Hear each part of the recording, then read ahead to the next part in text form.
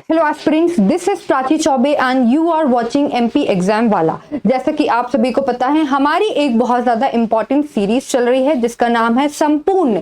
और संपूर्ण सीरीज के कई सारे लेक्चर्स को हम खत्म कर चुके हैं और आज का जो हमारा बहुत ज्यादा इंपॉर्टेंट टॉपिक है, जो कि अक्सर आपके प्रीलिम्स में एज वेल एज मेंस में अक्सर पूछा जाता है, that is socio religious reform. Yes, मैं बात कर रही हूँ socio religious reform which took place in 18th 19th century. आपके यहाँ पर ईयर्स लिखे हुए हैं। तो हम आज देखेंगे कि आखिरकार आपके सोशियो रिलीजियस रिफॉर्म्स क्यों हुए और आखिरकार सोशियो रिलीजियस रिफॉर्म्स में कौन कौन सी मूवमेंट हुई, क्यों वो मूवमेंट हुई, उसके फाउंडर कौन थे, प्रोपाउंडर कौन थे और आखिरकार इन सभी चीजों का इंडिया पे क्या इफेक्ट पड़ा। I hope the points are clear to you. तो बिना देरी करते हुए शुरू करते हैं और हम सबसे पहले देखेंगे कि why these socio religious reforms took place. आखिरकार ये क्यों टुक प्लेस हुई, और जानने से पहले कि ये क्यों हुई, हमें ये भी जानना बहुत जरूरी है बच्चों कि आखिरकार ये सोशियो रिलीजियस मूवमेंट है क्या, सोशियो रिलीजियस रिफॉर्म मूवमेंट है क्या। तो मैं आपको बता दूं, जब भी हम बात करते हैं सोशियो रिलीजियस रिफॉर्म्स की, मतलब हम बात कर रहे हैं रेनेसा की। And what is Renaissance? Renaissance is the revival, rebirth of the social thoughts, of the mentalities, of the literature, of the poet, और इसके अलावा आप बहुत सारी चीजों को ले सकते हो, of the science, of the technology। तो जब कई सारी चीजों का एक रीबर्थ होता है, पुनर्जन्म होता है, रिवाइवल होता है, रिजुविनेशन होता है, उसे हम रेनेसा कहते हैं। और वही आपकी 18th और 19th सेंचुरी में भारत में भी हुआ बच्चों। ये इसका रीजन ये है कि एक्चुअली जब ब्रिटिशर्स का रूल भी हमारे यहाँ आ गया था, तभी 18th और 19th सेंचुरी में मिडिल क्लास इंटेलिजेंशिया का इमर्जेंस हुआ। And this is the reason when there was the rise of middle class intelligentsia. So they thought before fighting with the Britishers, it is very important for us to fight with the social evils, to uproot these social evils, to uproot these social dogmas, ताकि हम इन social evils को जब remove कर पाएंगे तभी हमारा पुनर्जन्म होगा और तभी हम, आप कह सकते हो, एक पैराडायनेमिक शिफ्ट होगा हमारी थॉट प्रोसेस में। और जब हमारी थॉट प्रोसेस में शिफ्ट होगा तब जाके हम ब्रिटिशर्स से फाइट कर पाएंगे। तो आप कह सकते हो कई सारे पोइट्स का, कई सारे ऐसे मिडिल क्लास इंटेलिजेंशिया, कई सारे ऐसे आप कह सकते हो नोबल्स का जन्म हुआ, नोबल्स का आइडियाज का इमरजेंस हुआ, जिसके कारण ये सोशियो रिलीजियस रिफॉर्म मूवमेंट आई थी। अब हम इसको सोशियो रिलीजियस रिफॉर्म क्यों कह रहे हैं बच्चों, तो आपको ये पता होना चाहिए कि हम इसे इसीलिए कह रहे हैं socio religious reform, because social का मतलब है we are uprooting, not we. जो उस समय पे आपके फिलोसोफर्स थे, उस समय के आपके रिफॉर्मर्स थे, उन्होंने they have uprooted all the social evil and therefore there comes a social reform in the society. And why we are talking about religious reform, because they have uprooted, they have eradicated all the religious pageant which is present in the society and thus they make a shift in the religious things। इसीलिए इसको बोला जाता है religious reform, क्योंकि यहाँ socially और religiously दोनों में ही कई सारे चेंजेस हमको देखने को मिले and that changes too are very positive changes हमको देखने को मिले। इसीलिए हमने इसको कहा है सोशियो रिलीजियस रिफॉर्म। जब हम सोशियो रिलीजियस रिफॉर्म की बात करते हैं तो सोशियो रिलीजियस रिफॉर्म अधूरी है हमेशा बच्चों, किनके बिना, जब तक हम नाम नहीं लेंगे राजा राम मोहन रॉय, जिनको फादर ऑफ इंडियन रेनेसा के नाम से जाना जाता है। ही was the bridge between the eastern and the western philosophy. इसका जो आपका सोशल रिलीजियस रिफॉर्म है, ये आपका तब भी अधूरा है जब तक हम ईश्वर चंद्र विद्यासागर का नाम नहीं लेंगे, स्वामी विवेकानंद का नाम नहीं लेंगे, दयानंद सरस्वती का नाम नहीं लेंगे। इसके अलावा हम जब सोशल रिलीजियस रिफॉर्म पढ़ते हैं तो कई सारे ऐसे आपके रिफॉर्मर्स आते हैं जिनको मेंशन किए बिना, जिनका नाम लिए बिना सोशियो रिलीजियस रिफॉर्म अधूरी है। जब सोशो रिलीजियस रिफॉर्म का हम क्लासिफिकेशन करते हैं तो इसमें आपका हिंदू में अलग रिफॉर्म हुए थे, मुस्लिम्स में अलग हुए थे, सिख्स में अलग हुए थे और क्रिश्चियंस में अलग हुए थे। तो हम धीरे धीरे करके I have segregated all these reforms and we will going to discuss all these things today in this session. तो बिना देरी करे, जैसा कि मैंने आपको बताया कि आखिरकार यहाँ पे सोशो रिलीजियस रिफॉर्म क्या है। अब यहाँ पे है कि what are the factors which give rise to this socio religious reform. तो जब बच्चों हम फैक्टर्स की बात करते हैं तो आपको पता होना चाहिए कि भारत में जब हम बात कर रहे हैं यहाँ पे बेसिकली भारत की, तो जब हम भारत की बात करेंगे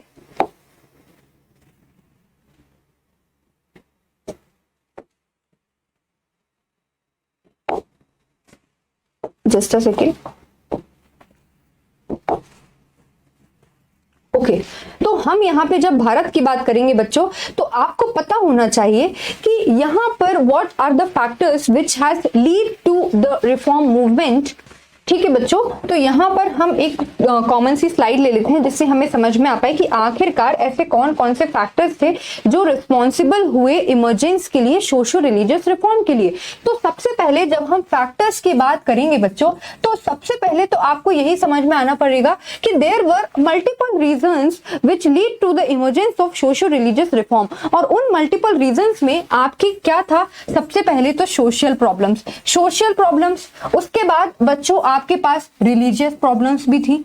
उस टाइम पे कई सारे रिलीजियस पेजेंट भी इवॉल्व कर रहे थे। अगर हम सोशल प्रॉब्लम की बात करेंगे तो आप सभी को पता है सती सिस्टम, ये बहुत बड़ी प्रॉब्लम थी। देन उसके बाद अर्ली मैरिजेस मतलब कि जो बच्चों की शादी कर देते थे, चाइल्ड मैरिजेस। उसके बाद थर्ड आपकी प्रॉब्लम थी विडो रीमैरिज, मतलब कि विडो की रीमैरिज नहीं हो रही थी। समझ में आ रहा है ना, विडो की रीमैरिज नहीं हो रही थी।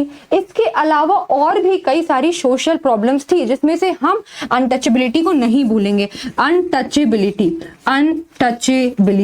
उसके बाद आपको यह भी पता होना चाहिए, यहां पर हम बात करेंगे तो उसके बाद है आपकी societal dominance, that means dominance of the priestly class का dominance.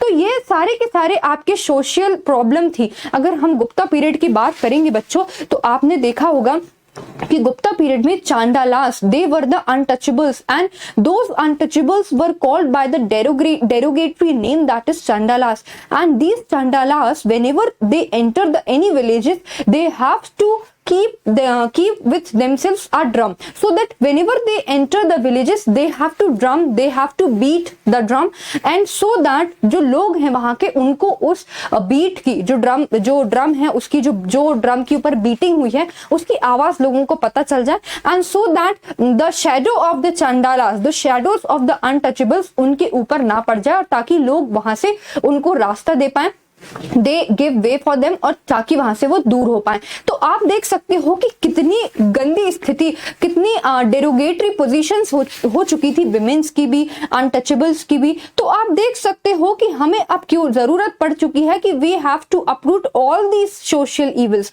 All these social dogmas from the society. ये सुनो, अगर हम रिलीजियस पेजेंट की बात करेंगे, रिलीजियस इविल की बात करेंगे, तो यहाँ पर बेसिकली वर्शिप चलती थी, idol worship. Then number 2 sacrifices कई सारे हो रहे थे भाई, इतने सारे सैक्रिफाइसेस हो रहे थे, so there is wastage of resources, yes or no, there is wastage of time, isn't it? So these are the basically religious pageant. उसके बाद हम बात करेंगे तो लोग जो हैं वो बहुत ज्यादा ऑस्टेरिटी परफॉर्म कर रहे थे फॉर अटेनिंग मोक्ष। सो ऑल दीज थिंग्स जो हैं, these become the reason, these became the factors why there was emergence for the आप कह सकते हो reasons for the emergence of the socio religious reform। इतना ही नहीं, अभी बात खत्म नहीं हुई है बच्चों, इसके अलावा हम बात करेंगे कि और क्या रीजन था। तो राइज ऑफ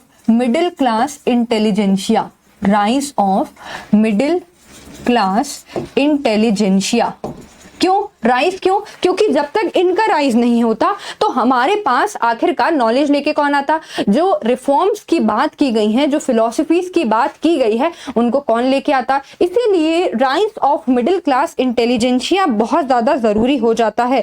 किसके लिए हम बात कर रहे हैं? तो यहाँ पे हम बात कर रहे हैं फैक्टर्स के लिए। इतना ही नहीं बच्चों, इसके अलावा हम देखेंगे तो यहाँ पे एक होता है डोमिनो इफेक्ट। डोमिनो इफेक्ट क्या है मैम? तो यहाँ पे डोमिनो इफेक्ट का मतलब है कि कई सारी जगह रेवोल्यूशन चल रहे थे, है ना, कई सारी जगह फ्रेंच रेवोल्यूशन चल रहे थे, अमेरिकन रेवोल्यूशन चल रहे थे, और यही रीजन है कि जब रेवोल्यूशन चल रहे थे तो उन्होंने ही कहीं ना कहीं इंस्पायर किया था हमारे इंडियन के रिफॉर्मर्स को, और यही रीजन है कि आपका रिफॉर्म आने लगा। उसके बाद हम देख सकते हैं कि कहीं ना कहीं ब्रिटिशर्स अपनी नई नई पॉलिसीज लेके आ रहे थे, और ब्रिटिशर्स जब आ रहे थे तो कहीं ना कहीं इनको ये भी फील होने लगा कि हाँ, कुछ कुछ चीजें जो हैं इन रिफॉर्मर्स को, वो ब्रिटिशर्स की काफी हद तक सही भी हैं।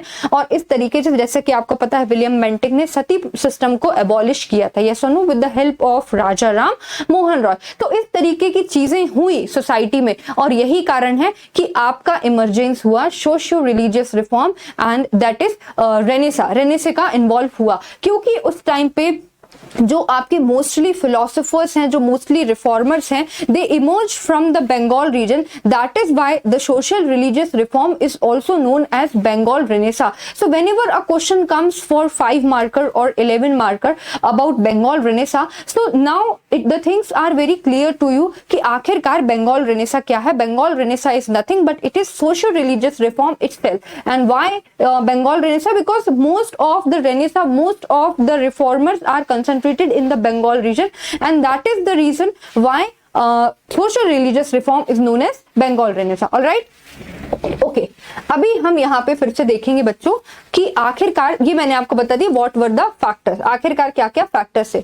अब हम सबसे पहले बात करते हैं आत्मीय सभा की। जब भी हम सोशो रिलीजियस रिफॉर्म की बात करते हैं, तो मैं आपको बता दूं राजा राम मोहन रॉय का नाम सबसे पहले जुबान पे आता है, because he is known as the father of modern Indian Renaissance.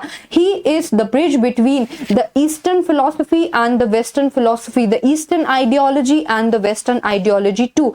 इसीलिए राजा राम मोहन रॉय को हम नहीं भुला सकते हैं।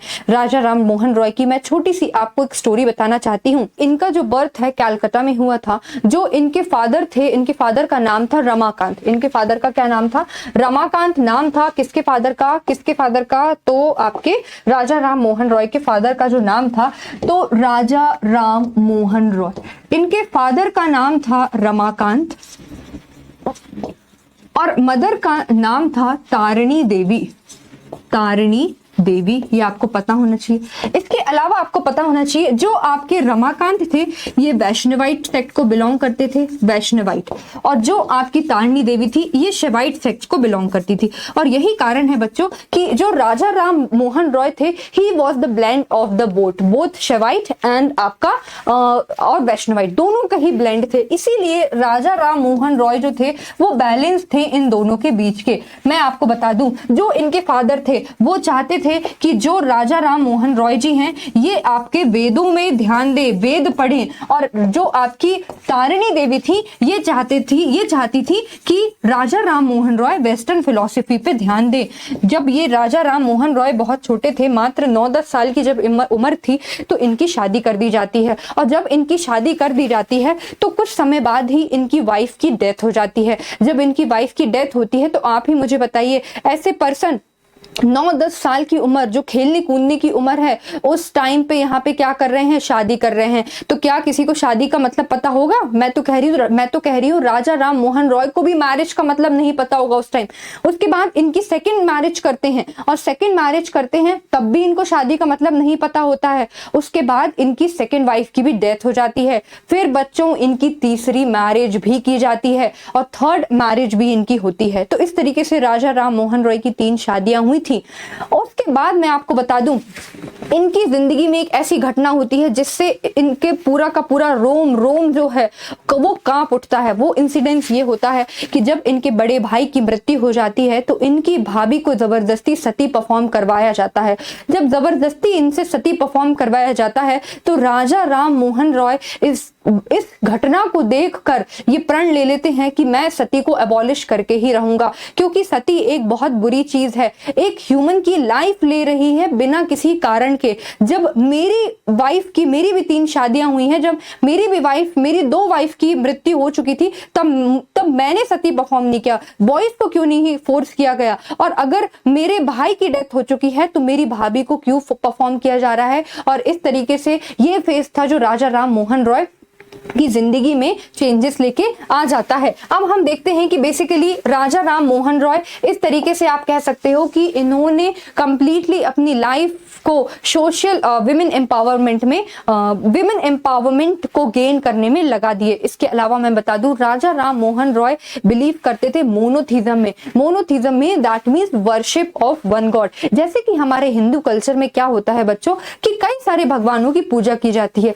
जिसके खिलाफ कौन थे? राजा Ram Mohan Roy. He believes in pantheism. And what is pantheism? Pantheism means the god do not resides in the 4 wall of the temples. He do not resides within the 4 wall of the temple, but he or she is omnipresent, which is present all over the world in the human beings, in the heart of every living being. Getting the point or not? तो ये आपका किसका मतलब था? राजा राम मोहन रॉय का मतलब था monotheism को लेके, कि आपको मोनोथीज्म की तरफ जाना है, ना कि आपको पॉलीथीज्म की तरफ जाना है। उसके बाद ये आइडल वर्शिप में बिल्कुल भी बिलीव नहीं करते थे। यही कारण है बच्चों कि 1915 में जो आपके राजा राम मोहन रॉय हैं, इन्होंने आत्मीय सभा को स्टैब्लिश किया। और इस आत्मीय सभा का सिर्फ एक ही मोटिव था, एक ही मीनिंग था, और वो क्या था कि मोनोथीज्म को प्रमोट करना, आइडल वर्शिप को हटाना, सती सिस्टम को हटाना, विडो रीमैरिज को प्रमोट करना, अर्ली मैरिजेस को खत्म करना। तो ये सारी की सारी चीजें आपको पता होनी चाहिए। इतना ही नहीं, जैसे कि आपने देखा कि ये आत्मीय सभा जो कि राजा राम मोहन रॉय ने 1815 में फाउंड की थी, कलकत्ता में इसका हेडक्वार्टर था, कलकत्ता में बेसिकली इसको फाउंड किया गया था। इसका मेन एम क्या था? To attack the evils in the Hinduism, जैसा कि मैंने आपको बताया। आइडल वर्शिप के खिलाफ, सुपरस्टिशियस बिलीफ के खिलाफ, प्रैक्टिसेस, सोशल इविल जैसे कि चाइल्ड मैरिज, सती, इन सब पे इन्होंने वर्क किया। तो ये थे आपके राजा राम मोहन रॉय। आगे हम चलते हैं ब्रह्मो समाज। ब्रह्मो समाज की जब हम बात करते हैं बच्चों, तो ब्रह्मो समाज का जो फॉर्मेशन है वो 1828 में राजा राम मोहन रॉय ने किया था। और ब्रह्मो समाज की हम बात करेंगे तो इनका जो मेन एम था, मेन फोकस था, that is on prayers, that is on meditation. और यही रीडिंग था, यही मतलब था कि ये सारे के सारे जो स्क्रिप्चर्स हैं उनको पढ़ते थे, ताकि एक तरीके से आपका क्या हो सके, प्रेयर्स जो है वो सही तरीके से हो सके। जब इन्होंने सती सिस्टम की बात करी तो इन्होंने वेदों का इस्तेमाल किया, रिलीजियस स्क्रिप्चर्स का इस्तेमाल किया, कि आखिरकार आपके रिलीजियस स्क्रिप्चर्स भी यही कहते हैं, क्या कहते हैं कि हमें ये सारे के सारे सोशल इविल्स को खत्म करना है जड़ से। We have to uproot all these social evils.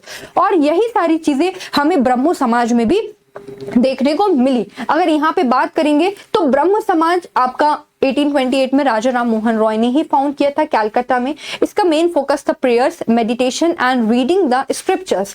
उसके बाद यहाँ पे जो स्प्लिट हुआ है 1886 में, वो अभी हम आगे स्टोरी में जानेंगे, क्योंकि आगे की स्टोरी हम नहीं समझेंगे तो आप समझ नहीं पाओगे। उसके बाद he was the first intellectual reform in modern India, जैसा कि मैं आपको बता चुकी हूँ। राजा राम मोहन रॉय की अगर मैं बात करूं तो अकबर, बेसिकली जो अकबर टू उन्होंने ही राजा राम मोहन रॉय को राजा की उपाधि दी थी। उसके बाद क्योंकि उनके वर्क ही इतने अच्छे थे, उनके वर्क इतने ज्यादा अच्छे थे, तो उनको राजा की उपाधि मिली। जब राजा की उपाधि मिली तो इन्होंने एम्बेसडर बना के इनको ब्रिस्टल इंग्लैंड में भेजा, और वहीं पे इनकी मेनिंजाइटिस से राजा राम मोहन रॉय की डेथ हो जाती है ब्रिस्टल इंग्लैंड में। और मेनिंजाइटिस क्या है बच्चों? तो एक ब्रेन प्रॉब्लम है जिसके कारण इनकी डेथ हो जाती है। किसकी? राजा राम मोहन रॉय जी की। उसके बाद हम बात करते हैं तत्वबोधिनी सभा। तत्वबोधिनी सभा की हम बात कर रहे हैं। यहाँ पे हम बात हो रही है तत्वबोधिनी सभा की, हम बात करेंगे तो इसको फाउंड किया था देवेंद्र नाथ टैगोर ने। और देवेंद्र नाथ टैगोर कौन है तो आप लोग नहीं भूलेंगे, ही was the father of Rabindranath Tagore. Rabindranath Tagore के फादर थे देवेंद्र नाथ टैगोर। इन्होंने ही 1839 में क्या फाउंड किया था, तत्वबोधिनी सभा को फाउंड किया था। अगर हम बात करेंगे कि इनकी जो तत्वबोधिनी सभा थी, तत्वबोधिनी सभा का भी मोर और लेस वही ऑब्जेक्टिव था जो ब्रह्म समाज का ऑब्जेक्टिव था, क्योंकि इनके कई सारे प्रिंसिपल्स जो थे वो राजा राम मोहन रॉय के प्रिंसिपल्स पे ही अलाइन थे। अगर हम देखेंगे कि इन्होंने और क्या क्या चीजें की हैं, अगर मैं बात करूं किसकी, यहाँ पे बात कर रही हूं मैं तत्वबोधिनी सभा की। तो तत्वबोधिनी सभा की हम बात करेंगे तो आप देख सकते हो यहाँ पर जैसे कि हम देखेंगे तो यहाँ पे आप देख सकते हो he devoted himself to the systematic study of India's glorious past।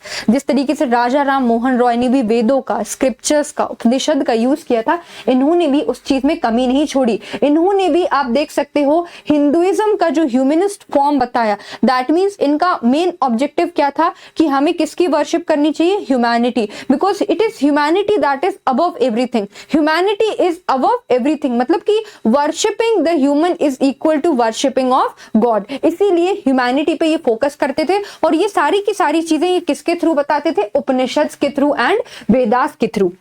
मैं आपको बता दूं जब 1839 में इन्होंने तत्वबोधिनी सभा को फाउंड किया था, तभी 1842 में, ये बात है 1842 की, जब देवेंद्र नाथ टैगोर ने ब्रह्म समाज को भी ज्वाइन कर लिया था। ब्रह्म समाज को इन्होंने ज्वाइन किया था। बाद में आपसे एक और कनेक्शन यहाँ बैठेगा केशव चंद्र सेन का। केशव चंद्र सेन ने भी 1857 में ब्रह्म समाज को ज्वाइन किया था, लेकिन कुछ आइडियोलॉजिकल डिफरेंसेस के कारण ये सेपरेट आउट हुआ, वो अभी हम देखेंगे। तो यहाँ पे बेसिकली जब हम बात कर रहे हैं किसकी बात कर रहे हैं कि आखिरकार तत्वबोधिनी सभा की, तो आपको यह भी पता होना चाहिए यहाँ पर पंडित ईश्वर चंद्र विद्यासागर, इसके अलावा यहाँ पे राजेंद्र लाल मित्र, चंद मित्र, इस तरीके के कुछ पीपल्स थे जिन्होंने इस सभा को ज्वाइन किया था। इसका मोर और लेस ऑब्जेक्टिव क्या था, तो वही था जो ब्रह्म समाज का था। तो इस तरीके से आप यहाँ पे, जैसे कि मैंने यहाँ पे बताया 1842 में इन्होंने ब्रह्म समाज को ज्वाइन कर लिया था। सो दिस इज तत्वबोधिनी सभा फाउंडेड बाय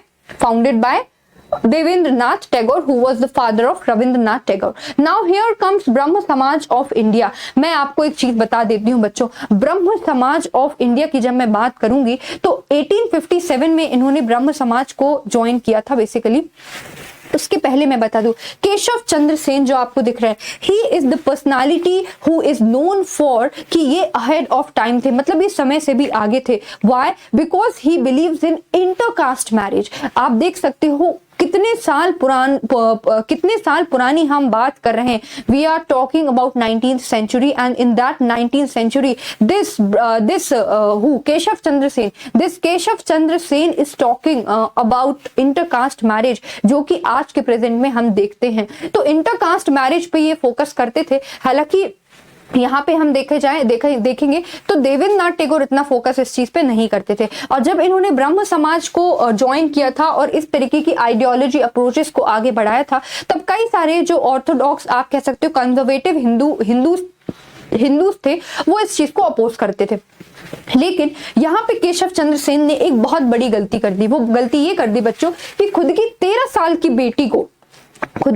साल की बेटी को कूच बरार के राजा से इन्होंने उनकी शादी करवा दी। और जैसे ही अपनी बेटी की शादी करा दी तो ये तो क्या हो गया, मतलब कि खुद अपनी बात पे भी ये टिके नहीं रहे और सिर्फ बड़ी बड़ी बातें करते रहे। इसीलिए आप देखोगे कि 1886 की बात है लगभग, जब यहाँ पर सेपरेट हो जाता है, 1866 की बात है, 1866 की बात है, जब ब्रह्म समाज सेपरेट हो जाता है और अलग बन जाता है आदि ब्रह्म समाज और ब्रह्म समाज ऑफ इंडिया में। आदि ब्रह्म समाज देवेंद्रनाथ टैगोर लीड करते हैं और ब्रह्म समाज ऑफ इंडिया जो है वो केशव चंद्र सेन लीड करते हैं। और इसको फाउंड किया था 1866 में इन कैलकाटा। जैसा कि मैंने आपको बताया, बंगाल जो प्रेसिडेंसी है वहां कई सारे आपके रिफॉर्म्स होंगे, इसीलिए उसको बंगाल रेनेसा भी कहा जाता है। ये सुनो, तो अभी आपने देखा कि नहीं, अभी तक के 3 जो हमने पढ़े वो बंगाल में ही हुए।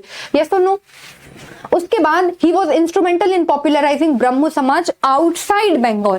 तो केशव चंद्र सेन ने बंगाल के बाहर भी रेनेसा को फैलाने की कोशिश करी, ये पॉइंट आप लोग नहीं भूलोगे। उसके बाद हम देखेंगे कि इन्होंने बेसिकली प्रार्थना समाज की फॉर्मेशन भी करवाई, और प्रार्थना समाज बच्चों बॉम्बे में हुआ था, कलकत्ता में नहीं हुआ था, ये आपको पता होना चाहिए। उसके बाद he believes in religious universalism में ये बिलीव करते थे। और यहाँ पे केशव चंद्र क्या कहते हैं, ये कहते हैं our position is not that true are to be found in all religion but that all established religious of the world are true. मतलब कि इनका कहना है कि जरूरी नहीं है कि जो हमारी पोजीशन है रिलीजन में वही सही हो। लगभग वर्ल्ड के जितने भी रिलीजन हैं वो मोर और लेस एक ही प्रिंसिपल को बिलीव करते हैं, that is humanity, that is the welfare of the people. समझ में आ रहा है कि नहीं? तो हमें एक यूनिवर्सल रिलीजन पे बिलीव करना चाहिए, ना कि किसी पर्टिकुलर एक रिलीजन पे। जैसा कि आप सभी को पता है ये फिर से आज के पर्सपेक्टिव में इंपॉर्टेंट हो जाता है,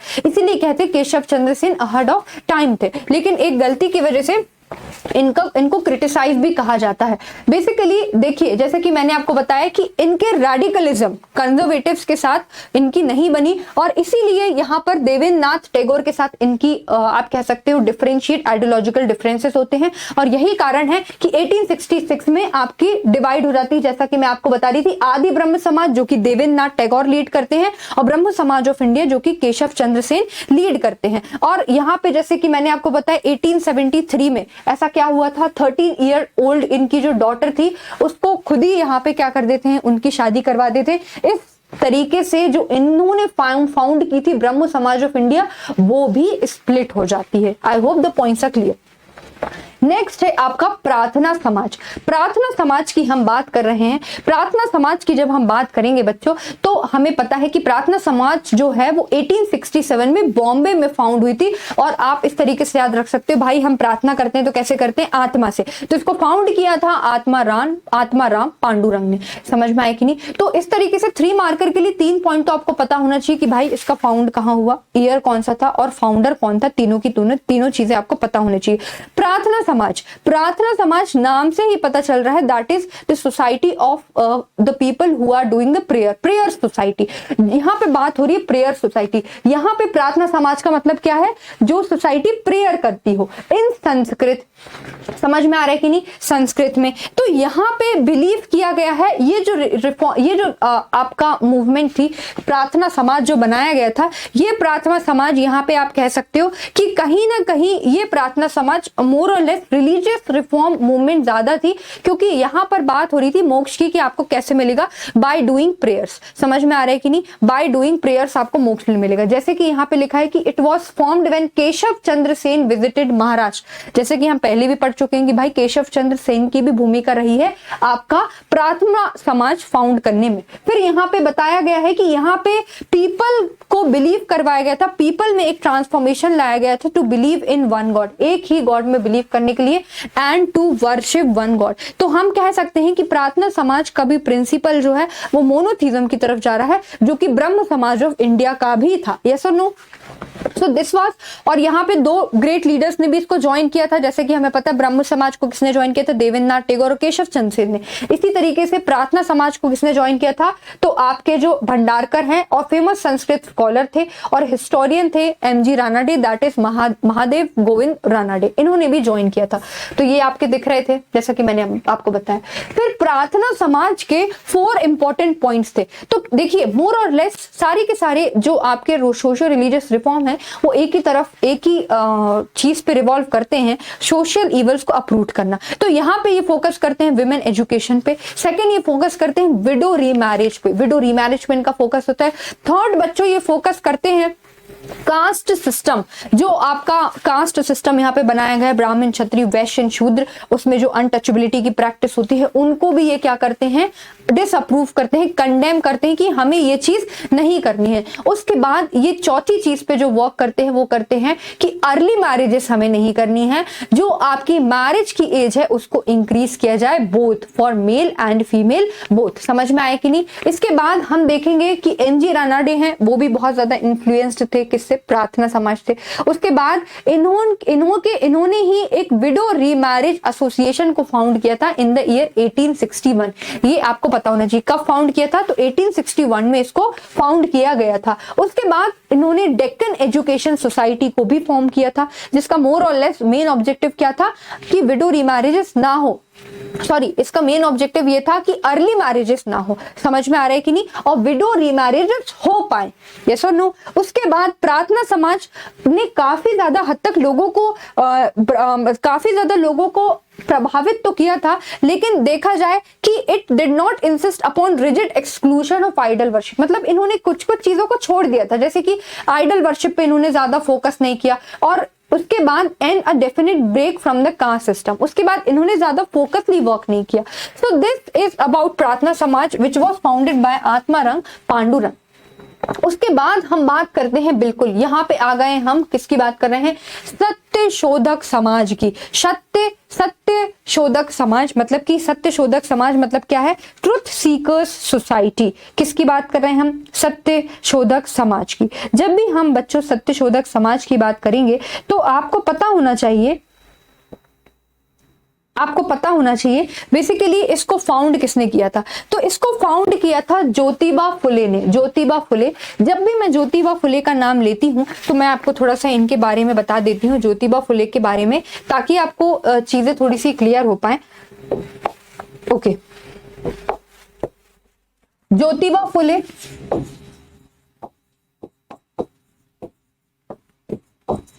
और इनकी वाइफ बहुत ज्यादा इंपॉर्टेंट है, सावित्रीबाई फुले।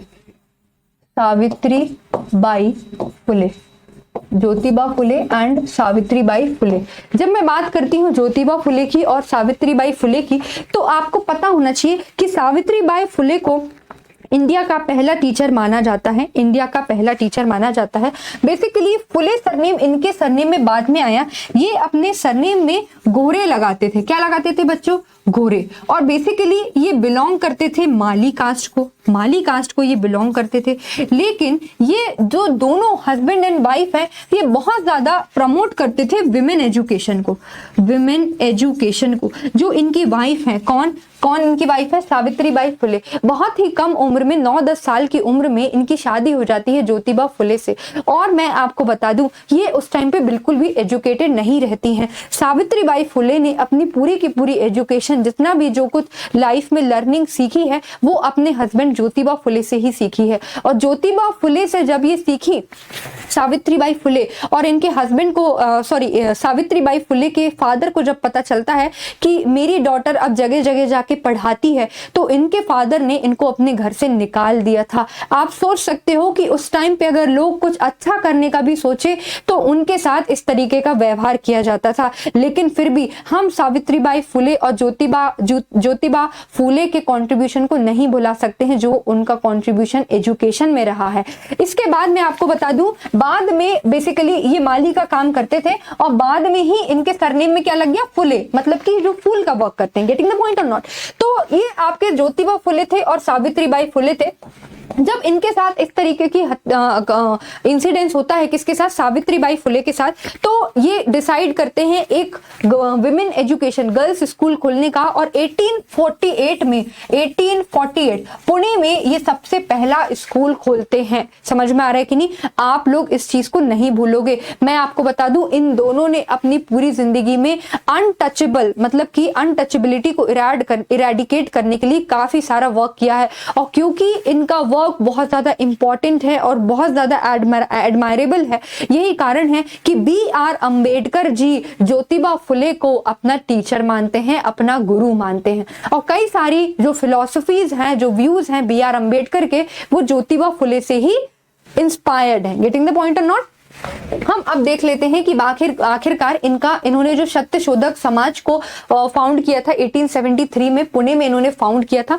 और इसका मतलब क्या था, मतलब ऑब्जेक्टिव क्या था, सत्य शोधक मतलब ट्रुथ सीकर सोसाइटी, सच की राह पे चलने वाला। और इसमें इनका मेन एम था सोशल सर्विस। हम सोशल सर्विस देंगे, इगैलिटेरियन सोसाइटी पे वर्क करेंगे, एजुकेशन को स्प्रेड करेंगे विमेन के लिए, जैसा कि मैंने आपको बताया। उसके बाद यहाँ पर इन्होंने सबसे इंपॉर्टेंट बुक भी लिखी है गुलामगिरी और सार्वजनिक सत्य धर्म, सार्वजनिक सत्य धर्म और गुलामगिरी। गुलामगिरी बुक में इन्होंने बहुत अच्छे से डिस्क्राइब किया हुआ है कि आखिरकार किस तरीके से लोगों को गुलाम बनाया जाता है, अनटचेबिलिटी होती है, और किस तरीके से लोअर कास्ट पीपल के साथ अन्याय होता है। और इसके बाद इन्होंने अपनी लाइफ को किसके लिए डेडिकेट कर दी, अनटचेबल्स के लिए और विमेन के लिए, उनके एजुकेशन के लिए, उनके एम्पावरमेंट के लिए। अगर हम आगे भी देखेंगे तो एक थॉमस पेन की एक बुक है राइट ऑफ मैन। उस बुक को पढ़ने के बाद ये काफी ज्यादा इंस्पायर्ड भी थे, कौन, ज्योतिबा फुले,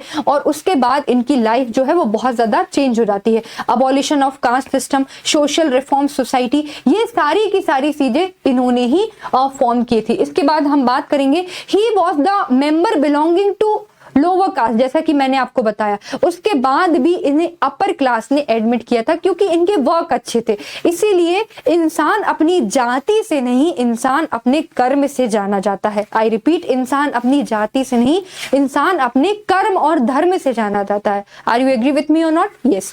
उसके बाद हम देखेंगे इन्होंने कास्ट सिस्टम को कंप्लीटली इरेडिकेट किया है और काफी ज्यादा वर्क किया है, और यही कारण है बच्चों कि इनको महात्मा की भी उपाधि दी गई थी। समझ में आ रहा है कि नहीं? सो this was Satyashodhak Samaj, Jyotiba Phule and उनकी वाइफ सावित्रीबाई फुले।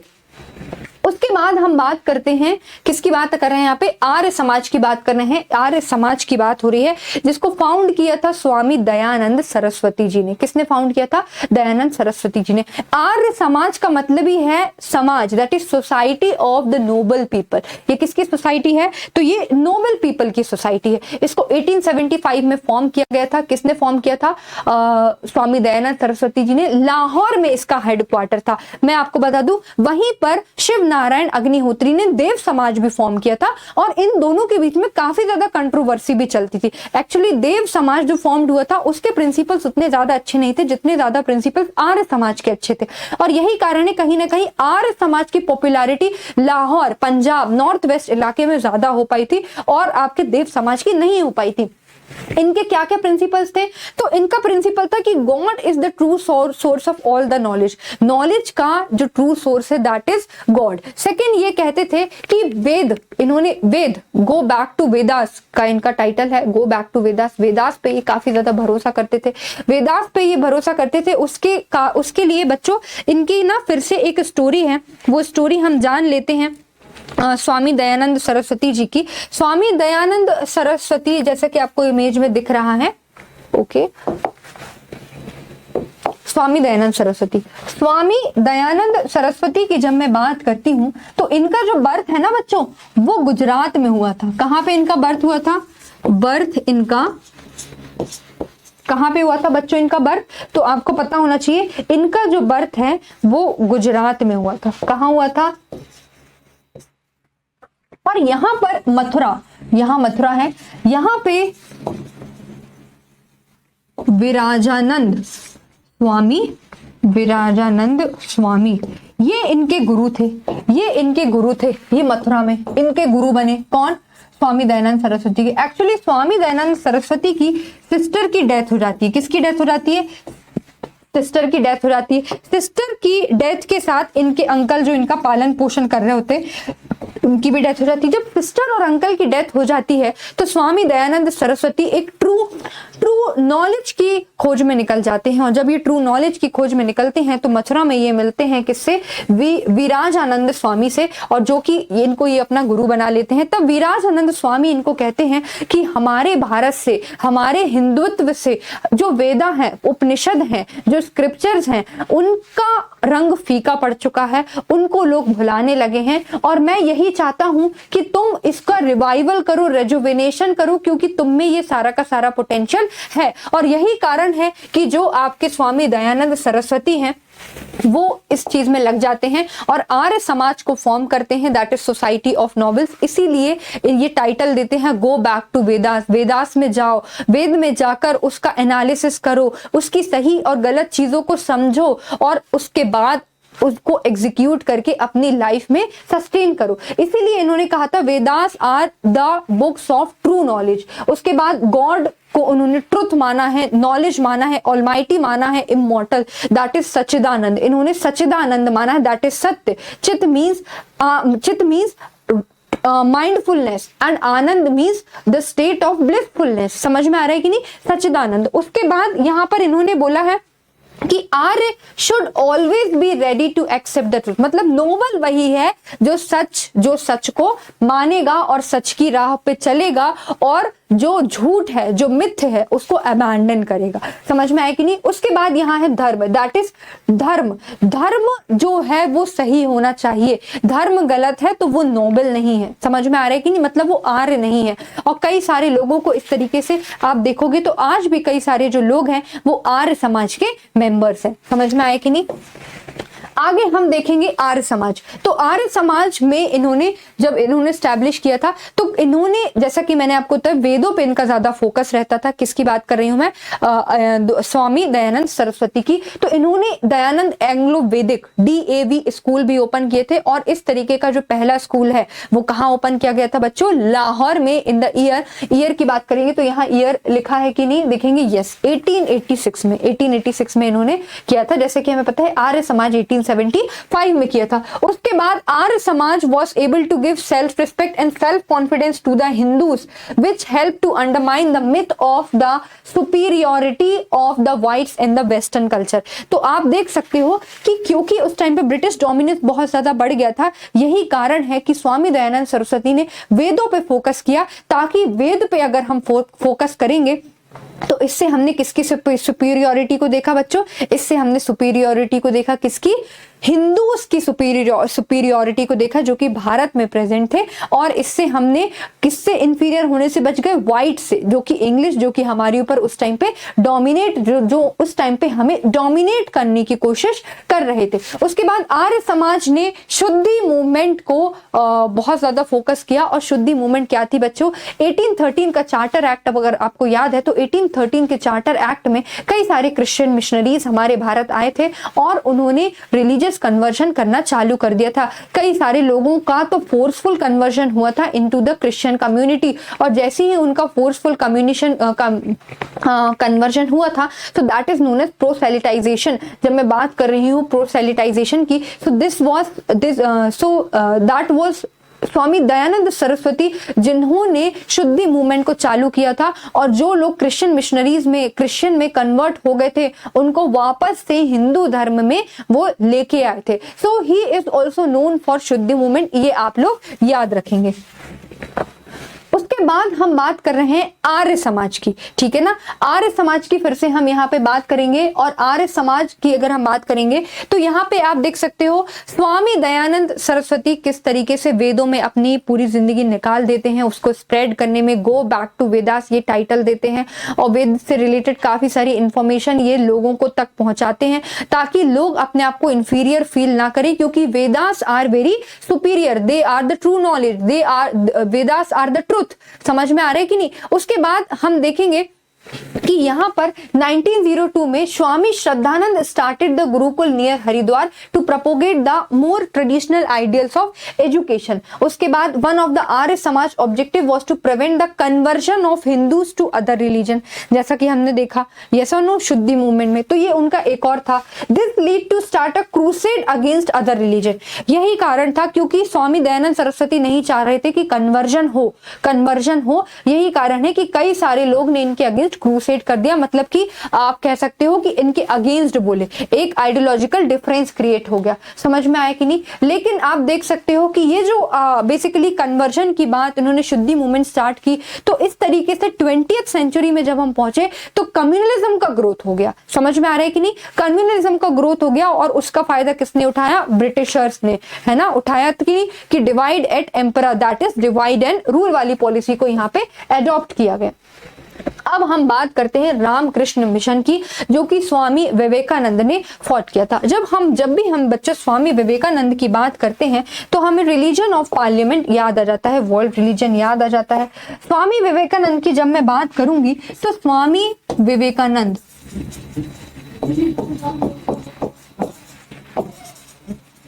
स्वामी विवेकानंद की अगर मैं बात करूंगी बच्चों, तो मैं आपको बता दूं, स्वामी विवेकानंद जो जाने जाते थे किस नाम से, नरेंद्र नाथ, है ना, नरेंद्र नाथ के नाम से इनको जाना जाता था। इनके फादर का नाम था बच्चों, इनका फादर का नाम क्या था, तो आपको पता होना चाहिए, इनके फादर का नाम था विश्वनाथ दत्त। क्या नाम था, यहां मैं ऊपर लिख देती हूं, विश्वनाथ दत्त। स्वामी विवेकानंद, इनका रियल नेम क्या था, नरेंद्र नाथ दत्त। इनका रियल नेम था नरेंद्र नाथ दत्त। स्वामी विवेकानंद एक ऐसी पर्सनालिटी थी बच्चों जिसका दिमाग बहुत तेज चलता था, जो रीडिंग बहुत फास्ट करता था। ही वॉज द प्रोडिजी पर्सनालिटी। समझ में आ रहा है, ये कैसी पर्सनालिटी थी, प्रोडिजी पर्सनालिटी थी। मतलब कि ये जो भी पढ़ते थे इनको काफी टाइम तक याद रहता था, वो सारी की सारी चीजें याद रहती थी। यही कारण है कि इनका तो बचपन से ही ना बहुत इंटेलिजेंट भी थे, प्रोडिजी भी थे। उसके बाद इनको फिलॉसफी में बचपन से ही इंटरेस्ट रहता था। यही कारण है कि इन्होंने बचपन में ही कई सारे वेदों को, उपनिषद को, स्क्रिप्चर्स को, फिलॉसफीज को बचपन में ही पढ़ के खत्म कर डाला। समझ में आ रहा है कि नहीं। अगर मैं बात करूंगी स्वामी विवेकानंद कि स्वामी विवेकानंद के गुरु कौन थे, तो आपको पता होना चाहिए इनके जो गुरु थे वो थे रामकृष्ण परमहंस। वो कौन थे, रामकृष्ण परमहंस। और रामकृष्ण परमहंस की मैं बच्चों जब बात करूंगी, तो रामकृष्ण परमहंस जो है, ये जो आपके थे, he was the mystic personality. मतलब कि ही, माइस्टिक मतलब होता है the person who is completely associated with God. ये गॉड को बहुत ज्यादा प्रमोट करते थे। इनका कहना था कि भाई गॉड को पाने के लिए 3 मार्ग है, ज्ञान मार्ग, भक्ति मार्ग, और आपका तीसरा कौन सा मार्ग है, एक तो ज्ञान हो गया, एक तो भक्ति हो गया, तीसरा हो गया कर्म मार्ग। इन सब चीजों से आप क्या कर सकते हो, सैल्वेशन को अटेन कर सकते हो, गॉड को पा सकते हो। लेकिन वहीं पे क्योंकि ये स्वामी विवेकानंद के गुरु थे, तो ये स्वामी विवेकानंद एक स्टोरी उसमें पूछते हैं रामकृष्ण परमहंस से कि आखिरकार गॉड कौन है, आखिरकार गॉड कौन है। तो तब ये रिप्लाई देते हैं रामकृष्ण परमहंस कि गॉड, जिस तरीके से मैं तुमसे बात कर रहा हूं इसी तरीके से मैं गॉड से भी बात करता हूं। तो उनके मन में, स्वामी विवेकानंद के मन में तभी आया कि आखिरकार गॉड कहाँ है। गॉड हर एक पर्सन के सोल में रिसाइड करता है, गॉड को ढूंढने की अलग से जरूरत नहीं है।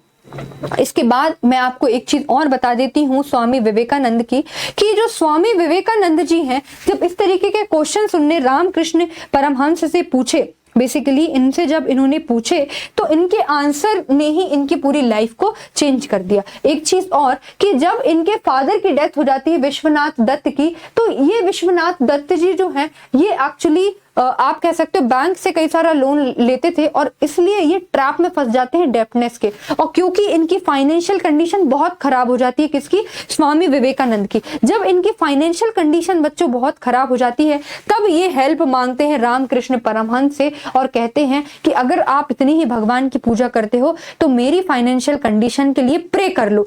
तब स्वामी रामकृष्ण परमहंस, जो कि इनके गुरु रहते, तब मना कर देते हैं, इनकार कर देते हैं कि तुम अपने लिए खुद ही करोगे। And that was the turning point in the life of the Swami Vivekananda. और इस तरीके से स्वामी विवेकानंद की अप्रोच सोसाइटी को लेकर, रिलीजन को लेकर बहुत ही अलग हो जाती है, जो कि अब हम देखेंगे।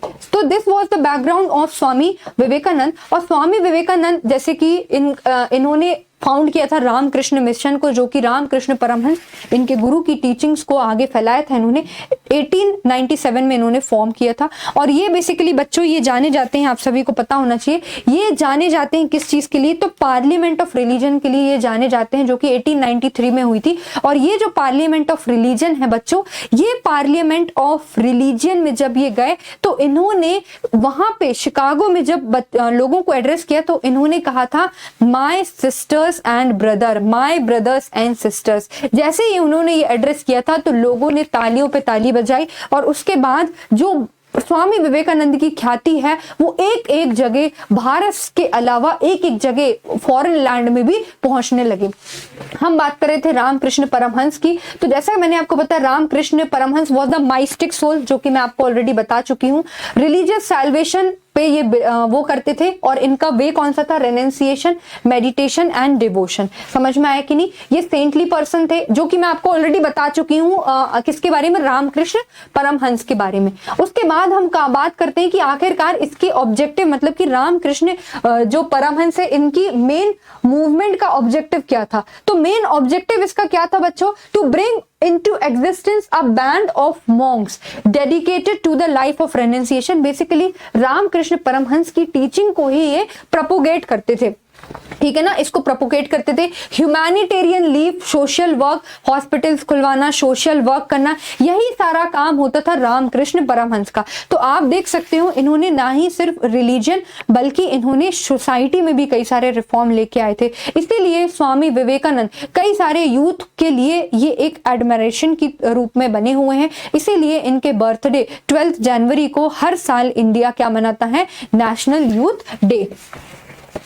अब हम बात करते हैं मुस्लिम्स में। मुस्लिम्स में आखिरकार आपके कौन कौन सी मूवमेंट हुई? जब हम मुस्लिम्स की बात करते हैं तो सबसे पहले आता है आपकी वहाबी मूवमेंट।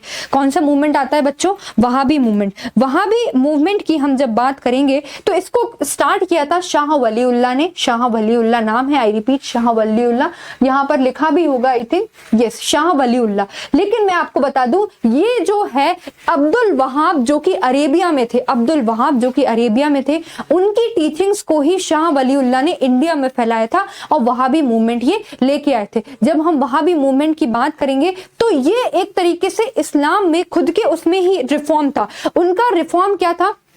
ऐसा माना जाता है मुस्लिम्स में कि एक पर्सन जो है, जो पर्सन कोई भी रहता है, वो पर्सन जो है दैट इज, मैं आपको बता दूं, दार उल हर्ब टू दारुल इस्लाम की यहाँ बात होती है। दार उल हर्ब की जब मैं बात करूंगी तो जो पर्सन है वो क्या है? काफिर है, लैंड ऑफ काफिर है ना, पर्सन काफिर है। जब वो मुस्लिम रिलीजन को एक्सेप्ट करता है तब वो क्या बन जाता है? तब उसको स्वर्ग मिलेगा, ऐसा माना जाता है, ठीक है। अगर मैं कुछ गलत कह रही हूं, अगर किसी के कोई सेंटिमेंट्स को डिसरेस्पेक्ट हो रही है तो मुझे अज्ञानी मानकर माफ कर दीजिएगा। अभी मैं सिर्फ आपको टीच कर रही हूं तो आप लोग सुन लीजिए, ठीक है। तो मैंने आपको बताया कि इनका मेनली ये मानना था। तो इस मूवमेंट का मेन मानना ये था कि हमको कन्वर्ट करना है दारुल हर्ब टू दारुल इस्लाम, मतलब कि we have to convert the land of kafirs into the land of Muslims, that is land of Islams. तो इसी प्रिंसिपल पे ये वर्क करते थे। इसके अलावा हम देख लें तो ये आपके जो मुस्लिम्स हैं, मुस्लिम्स में बेसिकली आपके 4 स्कूल्स होते हैं। 4 स्कूल्स की जब हम बात करते हैं मुस्लिम्स में, तो एक तो आपकी हनाफी स्कूल ऑफ थॉट भी होता है कि नहीं, उसी तरीके से कई सारे स्कूल ऑफ थॉट्स होते हैं। उस पे ये लोग वर्क करते हैं कि उनकी हार्मनी हो, डिसइंटीग्रेशन ना हो, ठीक है ना। तो इनकी डिजायरेबिलिटी क्या होती है? हार्मनी हो, किसमें? मुस्लिम्स के जो 4 स्कूल्स है उसके अंदर। और मैंने आपको बताया दारुल हर्ब टू दारुल इस्लाम इनका सेकंड ऑब्जेक्टिव था। उसके बाद इन्होंने बात करी थी किसकी? कि जो आपके कॉन्फ्लिक्टिंग इंटरप्रिटेशन से, जो कुरान से आए हैं और हदीस से आए हैं, उनको हमें दूर रखना है। समझ में आया कि नहीं? सो this was Wahhabi movement which was started by Shah Waliullah and he was spreading the teachings of Abdul Wahab जो कि अरेबिया से थे। समझ में आया कि नहीं? तो आपको यहाँ दारुल हर्ब टू दारुल इस्लाम याद रखना है। उसके बाद integration of the 4 schools of the Muslim, ये मेन इनका ऑब्जेक्टिव था। सो दिस वाज वहाबी मूवमेंट। उसके बाद हम आते हैं फराइजी मूवमेंट के ऊपर। फराइजी मूवमेंट की जब हम बात करते हैं तो इनको हाजी शरीयतुल्लाह यहाँ पे नाम लिखा है, हाजी शरीयतुल्लाह ने इसको फाउंड किया था इन द ईयर 1818। कब फाउंड किया था बच्चों? इन्होंने 1818 पे इसको बेसिकली फाउंड किया था। यहाँ पे हाजी का मतलब होता है जो हज से लौट के आया हो। समझ में आ रहा है कि नहीं? यहाँ हाजी का मतलब है जो हज से लौट के आया हो। तो हज से जो लौट के आया था, तो ये बेसिकली एम्फेसिस करते थे इस्लामिक पिलर्स ऑफ फेथ पे, जो इस्लाम के मेन पिलर्स थे उस पे ये वर्क करते थे। उसके बाद मैं आपको बता दूं, ये जो फेमस हुए थे, ये फेमस हुए थे आपके ईस्ट बंगाल में। फराइजी मूवमेंट जो कि हाजी शरीयतुल्लाह ने 1818 में फॉर्म की थी, वो आपका ईस्ट बंगाल में फॉर्म हुआ था और वहां पे ही इनकी जितनी भी एजुकेशनल और जितनी भी इनके रिफॉर्म मूवमेंट्स थी, आइडियोलॉजिकल थिंग्स थी, उनको प्रमोट किया गया। इसके बाद इन्होंने एक और चीज, इनका दादू मियान का नाम भी यहाँ पे आता है, हम देखेंगे आगे।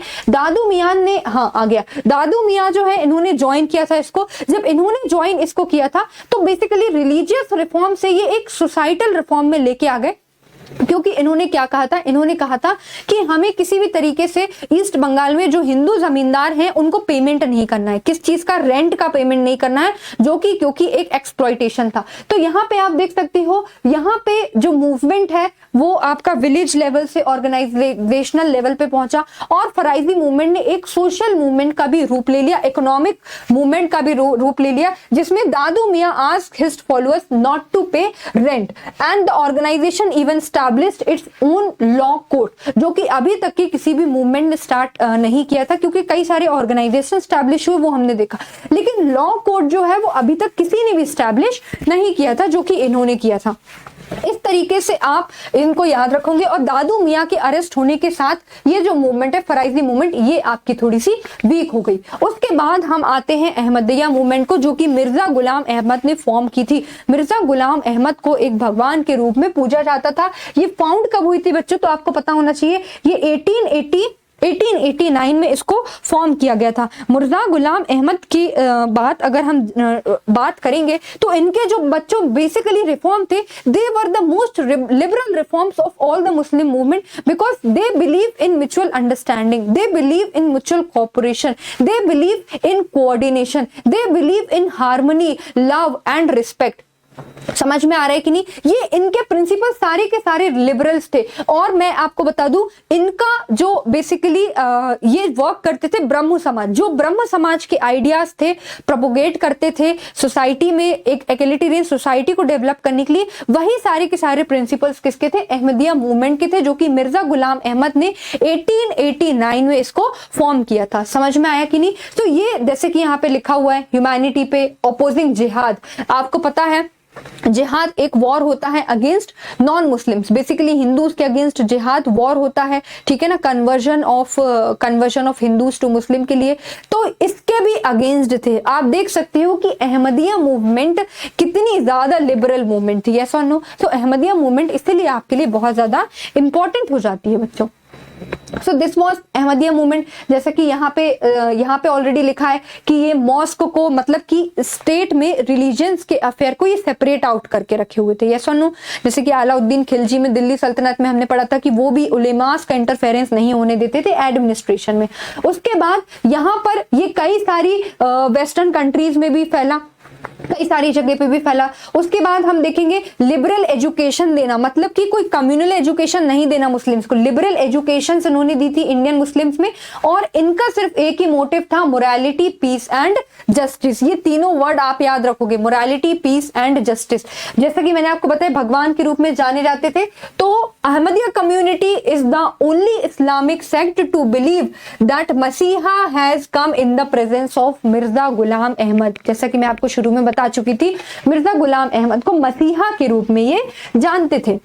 फिर बात करते हैं अलीगढ़ मूवमेंट की। अलीगढ़ मूवमेंट आपकी फाउंड की थी सर सैयद अहमद खान ने, जो कि जाने जाते हैं किसके लिए, transforming the educational opportunities for Muslim. यहाँ पे बात कर रही हूं मैं अहमदिया मूवमेंट नहीं, सॉरी, अलीगढ़ मूवमेंट की। अलीगढ़ मूवमेंट जो है, अलीगढ़ मूवमेंट सर सैयद अहमद खान ने की थी। और अलीगढ़ मूवमेंट की मैं बात करूंगी तो अलीगढ़ मूवमेंट में इन्होंने जो मुस्लिम्स के लिए एजुकेशन है उसको बहुत रैशनल बनाने में इनका योगदान है।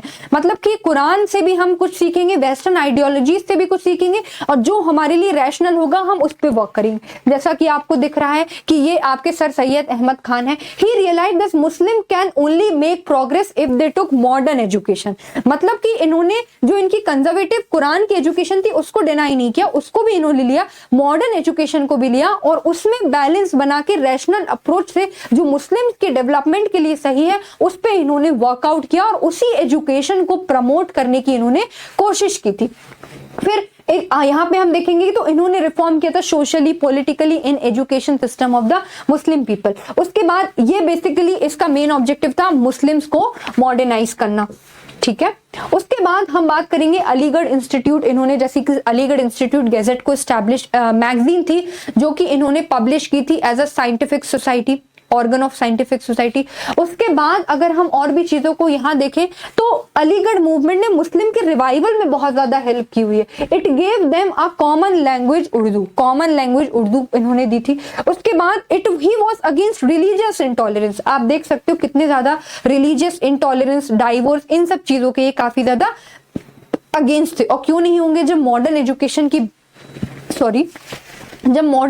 की बात कर रहे हैं तो इन सब चीजों के अगेंस्ट ये बिल्कुल होंगे।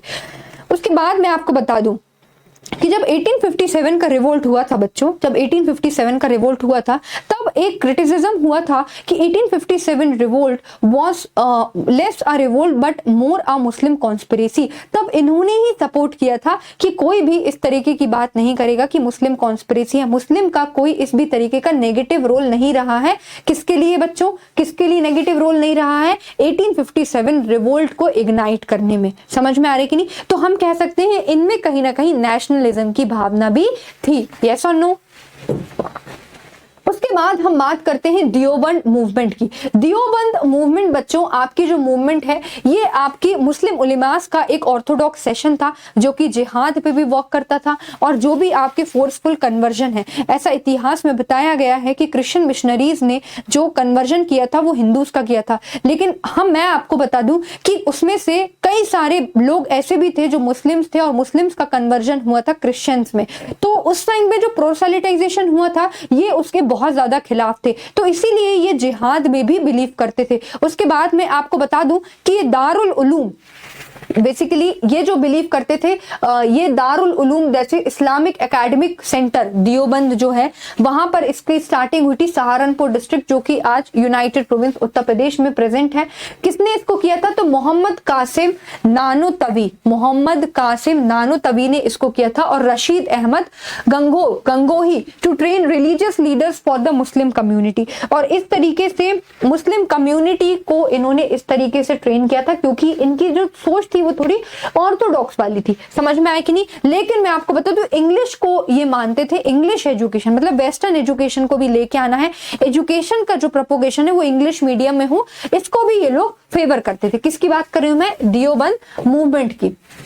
उसके बाद आपकी आती है Barelvi movement. Barelvi movement sir Syed Ahmad Rae Barelvi जो हैं इन्होंने इसको चालू किया था और ये जो सपोर्टर थे, तो किसके सपोर्टर थे? जो जिहाद होता है बच्चों ये उसके भी सपोर्टर थे। आप लोग इस चीज को याद रखेंगे। ही was the first influenced by Sufi group and सिलसिला जैसे कि नक्शबंदी सिलसिला से औरंगजेब बिलोंग करते थे, जिसमें कि जो आपका म्यूजिक जो गाना होता है वो पूरी तरीके से रेस्ट्रिक्टेड होता था, उसको नहीं गा सकते थे। तो आप कह सकते हो ये काफी ज्यादा रिजिड, बहुत ज्यादा रिजिड मुस्लिम का एक सिलसिला होता था, नक्शबंदी सिलसिला। और ये जो है आपकी बरेलवी मूवमेंट ये मैक्सिमम उसी से इन्फ्लुएंस रहते थे। किससे? नक्शबंदी सिलसिले से।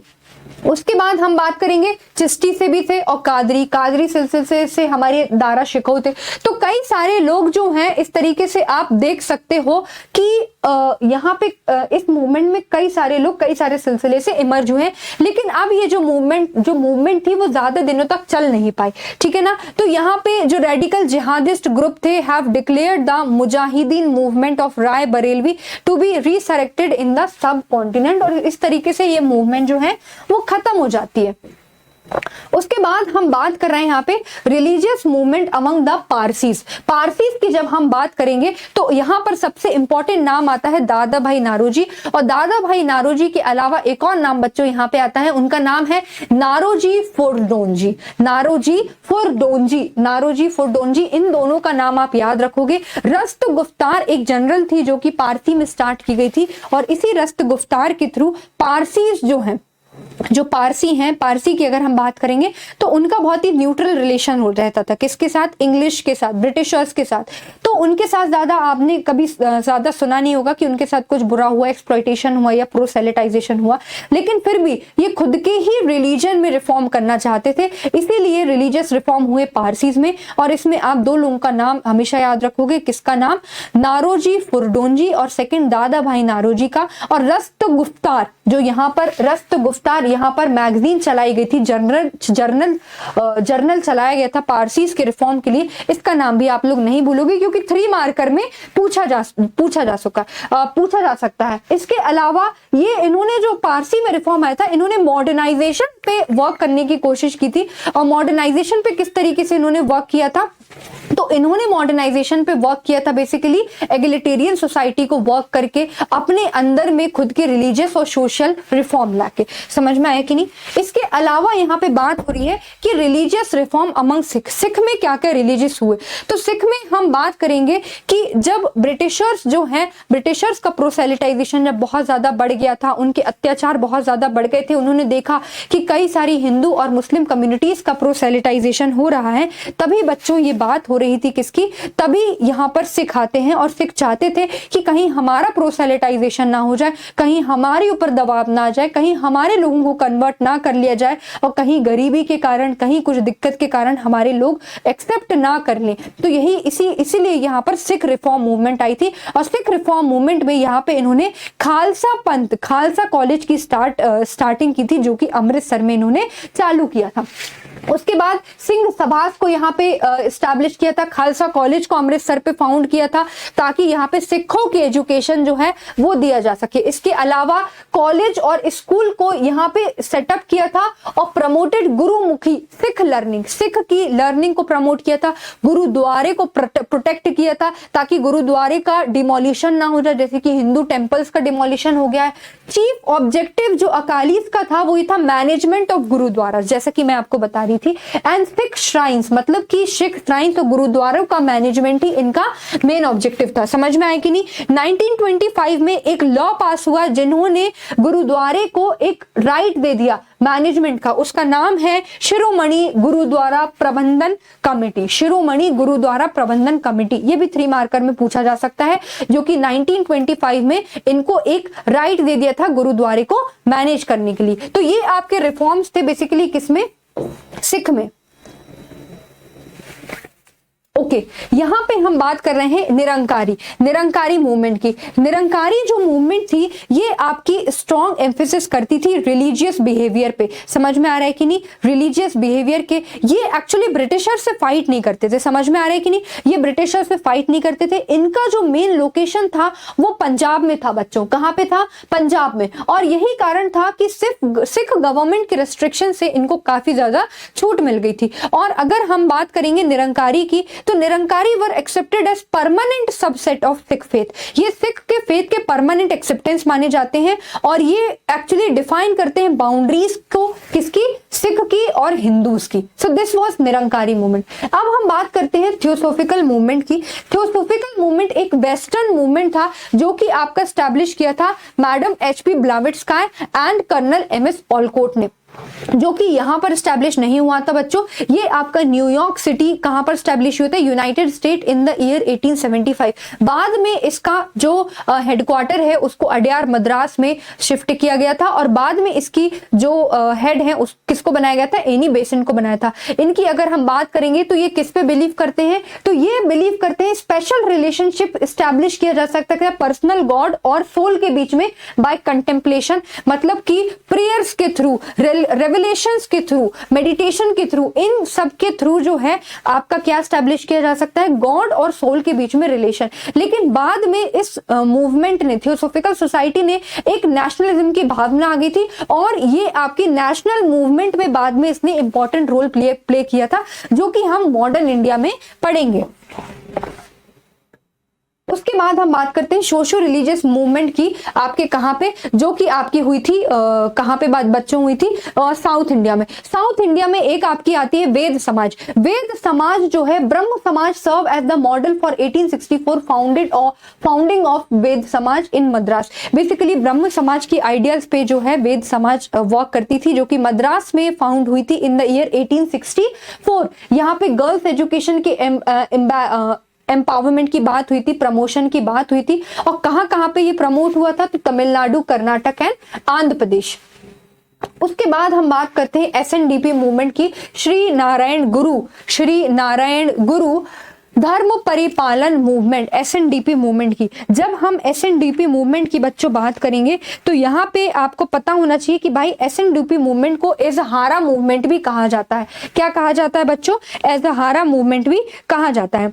एजहारा मूवमेंट, एजहारा एक कम्युनिटी है साउथ इंडिया की जो कि अनटचेबल कम्युनिटी है। ये कम्युनिटी को रोड पे जाने के लिए, टेम्पल्स में जाने के लिए, वेल्स में जाने के लिए परमिशन नहीं मिलती थी और यही कारण है कि ये जो आपकी मूवमेंट है इसको एजहारा मूवमेंट भी कहा जाता है। और ये मूवमेंट सिर्फ सोशल राइट्स के लिए इसने वर्क किया था। और सोशल राइट्स में इसने क्या वर्क किया था? जैसे मैंने आपको बताया, एजवाहा केरल के थे, अंडर प्रिविलेज अनटचेबल कम्युनिटी थी। Several backward class movement emerge की थी इसने, ताकि इनका एक्सेस हो पाए। कहां पे एक्सेस हो पाए बच्चों? इनका एक्सेस हो पाए वाटर्स पे, रोड्स पे, पॉन्ड्स पे, वेल्स पे, टेम्पल्स पे। और इसको स्टार्ट किसने किया था? तो स्टार्ट इसको किया था श्री नारायण गुरु ने। श्री नारायण गुरु ने ही इसको स्टार्ट किया था, नारायण गुरु ने, जिनको नानू आसन के नाम से भी जाना जाता है। जब इन्होंने इस चीज को स्टार्ट किया था बच्चों, तो इनका सिर्फ एक ही मोटो था, एक ही टैगलाइन चलती थी, one religion one cast one God, one religion one cast one God. So this was Shri Narayan धर्म गुरु धर्म परिपालन मूवमेंट, जिसको एजहारा मूवमेंट के नाम से भी जाना जाता है। फिर हम बात कर रहे हैं यहाँ पे वोकालीगारा संघ। वोकालीगारा संघ जो है ये इसने एक एंटी ब्राह्मण मूवमेंट को स्टार्ट किया था मैसूर में इन द ईयर 1905। ये एक एंटी ब्राह्मण का था, मतलब कि ब्राह्मण जो हैं उसके अगेंस्ट में इन्होंने काम किया था, क्योंकि ब्राह्मण्स का जो डोमिनेशन है वो बहुत ज्यादा हो गया था। यहाँ पे देखेंगे तो वोकालीगास जो थे ये लार्जेस्ट कम्युनिटी थे मैसूर के, और इसका जो बेसिकली है कास्ट सोशल स्ट्रेटिफिकेशन, इन पे इन्होंने वर्क किया था, क्योंकि इनसे इनको बहुत ज्यादा प्रॉब्लम हो रही थी। ठीक है, नेक्स्ट है आपकी सेल्फ रिस्पेक्ट मूवमेंट, जो कि एवी रामास्वामी नायकर ने स्टार्ट किया था। एवी रामास्वामी नायकर ने इंडियन नेशनल कांग्रेस को ज्वाइन किया था। जब उन्होंने इंडियन नेशनल कांग्रेस को ज्वाइन किया तब उन्होंने ये देखा कि मेरे साथ कितना डिस्क्रिमिनेशन हो रहा है, क्योंकि मैं एक अनटचेबल हूं, और क्योंकि मेरे साथ इतना इनडिस्क्रिमिनेशन हो रहा है, इतना ज्यादा इनडिफरेंसेस मेरे साथ क्रिएट कर रहे हैं, तब उन्होंने डिसाइड किया कि मैं अब ब्राह्मण्स के अगेंस्ट में लड़ाई करूंगा, क्योंकि अब हमारी कोई भी सेल्फ रिस्पेक्ट नहीं बची है। तो तभी इन्होंने स्टार्ट की थी बच्चों सेल्फ रिस्पेक्ट मूवमेंट। किसने स्टार्ट की थी? इन्होंने ही स्टार्ट की थी। और यहां पर इन्होंने बोला था कि जो प्रीस्ट है, प्रीस्टली क्लास है, प्रीस्टली क्लास का इंपॉर्टेंस किस में आ जाता है? प्रीस्टली क्लास, शादी हो रही है तो भाई शादी प्रीस्टली क्लास के बिना नहीं हो सकती है, वेद वही पढ़ेंगे। तो ईवी रामास्वामी नायकर जो अपनी सेल्फ रिस्पेक्ट पे आ गए थे, इन्होंने मूवमेंट में ये प्रमोट किया कि अब जो भी कोई शादी करेगा उसमें प्रीस्ट को नहीं बुलाएंगे, तो मतलब कि a marriage without the help of the priest, इन्होंने इसको प्रमोट किया। उसके बाद ही believed in burning of Manusmriti, Manusmriti को जलाते थे ये, क्योंकि उनमें ऐसा लिखा था, कुछ भी अनटचेबल्स के बारे में कुछ चीजें ऐसी लिखी थी जो इनको नहीं पसंद आई। उसके बाद मैं आपको बता दूं, ये ब्राह्मण्स के जो डोमिनेंस है उसको बहुत ज्यादा अपोज करते थे। इसीलिए जितने भी अनटचेबल्स की कम्युनिटी थी, जो इनकी कम्युनिटी थी, उन्होंने इनको टाइटल दिया पेरियार का। पेरियार मतलब होता है ग्रेट मैन। इसीलिए सेल्फ रिस्पेक्ट मूवमेंट अधूरी है जब तक हम वी रामास्वामी नायकर का नाम नहीं लेंगे। सो this was self respect movement. उसके बाद हम बात करते हैं कि आखिरकार आपकी इस मूवमेंट का सिग्निफिकेंस क्या रहा बच्चों। तो सिग्निफिकेंस हम देखेंगे तो आप कह सकते हो there was a paradigmatic shift in the society. किस तरीके का shift? All the social evils, all the social dogmas were uprooted by these philosophers not only in the north India but in south India too. और इस तरीके से social evils को, social dogmas को eradicate करने के बाद हम कह सकते हैं हमारे पास एक नया रेनेसा हुआ, और जिसके कारण हमारे पास एक बहुत अच्छी सोसाइटी हमको देखने को मिली। और उसी सोसाइटी को हम कह सकते हैं कि जो हमारे फिलोसोफर, जिस तरीके के नॉवेल्स, जो हमारे रिफॉर्मर्स हैं, जो उन्होंने 18th और 19th सेंचुरी में कहा था, वो हमारा काम है कि आज 20th सेंचुरी में हम उन चीजों को क्या करें, आगे ले जाएं। और आगे ले जाने के बाद हमारा काम है कि उनकी चीजों पे हम वर्क करें। अगर हम बात करेंगे कि इसकी लिमिटेशंस क्या रह गई थी बच्चों, तो इसकी लिमिटेशंस में हम बात करेंगे तो society was more concentrated on the women empowerment and we can say the men section of the society was neglected। उसके बाद हम देख सकते हैं कि यहाँ पॉलिटिकल चीजों पे कम बात की गई थी, मोर और लेस फोकस ज्यादातर सोसाइटी पे और रिलीजन पे। उसके बाद हम देखेंगे कि कहीं कहीं पे क्रिटिसिज्म किया जाता है कि रिलीजियस का भी गलत इंटरप्रिटेशन हुआ है, यस और नो। तो ये सारी की सारी आपकी लिमिटेशंस थी किसके बारे में, सोशो रिलीजियस मूवमेंट के बारे में। सो स्टूडेंट्स, हमने इस तरीके से सोशो रिलीजियस मूवमेंट के ऑल द सेग्रीगेटेड फॉर्म को डिस्कस किया है, सारे के सारे डायमेंशंस को। पीपीटी को थ्रू आप गो थ्रू कर सकते हो और आपके 5 मार्कर, 11 मार्कर और 3 मार्कर सारे के सारे यहां से बन जाएंगे। So that is all about today. Thank you everyone.